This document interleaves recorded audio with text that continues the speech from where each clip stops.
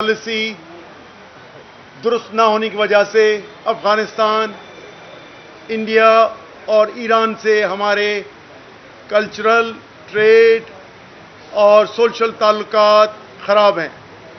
ملک کی یہ ترمیمیوں کے بعد جوڈیشل مارشل لا اور کانسٹیٹیوشنل مارشل لا عملاً ہے، جس کی وجہ سے civilian rights, political rights, economic rights اور کلچرل رائٹس ہمارے غصب کیے جاتے ہیں.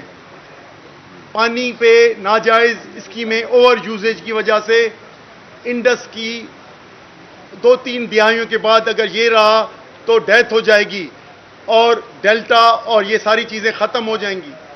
پاکستان رامسر ایگریمنٹ 1971 میں انوائرمنٹ پہ کر چکا ہے، فرانس کنونشن پیرس کنونشن کر چکا ہے، لیکن انوائرمنٹل حالات خراب ہیں، ریورین اور کوسٹل فارسٹ ختم ہے. تو اس لیے ملک کی اکنامی، پولیٹیکل اور اس کی گروتھ ہونا یہ نظر نہیں آتا، اور پولیٹیکل پارٹیز پہ عملاً اجتماع کرنے، جلسہ کرنے پہ پابندی ہے، اور ہم سب پہ اتنے کیسز کیے ہوئے ہیں کہ ہم صرف یہ کورٹس کے چکر لگاتے ہیں. کتنے ہمارے قیدی ہیں، عمران خان سے لے کر مہارنگ سے لے کر علی وزیر سے لے کر ہمارے کئی 100 قیدی سندھ میں بیٹھے ہوئے ہیں. تو یہ جو قید خانہ پاکستان کو بنایا ہے تو یہ کوئی اچھا نہیں ہے. پاکستان صرف اس پہ نہیں جی سکتا کہ ہمارے کون کون سے الائز ہیں، امریکن الائز ہیں یا سعودی عرب الائز ہے، لیکن اندر سیاسی قید خانہ، سوشل قید خانہ، اور جس میں غریب سے غریب تر ہوتا جا رہا ہے.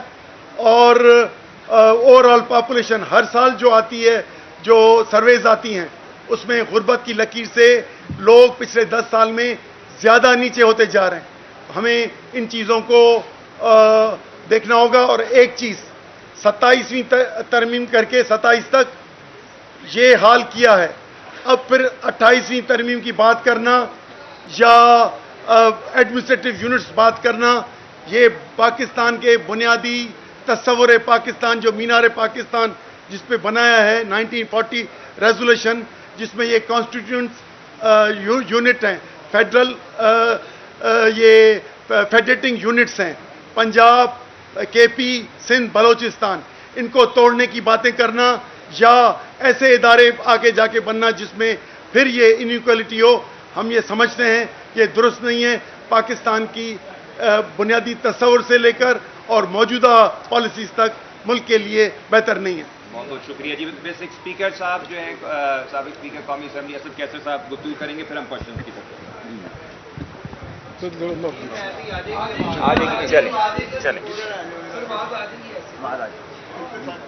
آتے ہیں سر.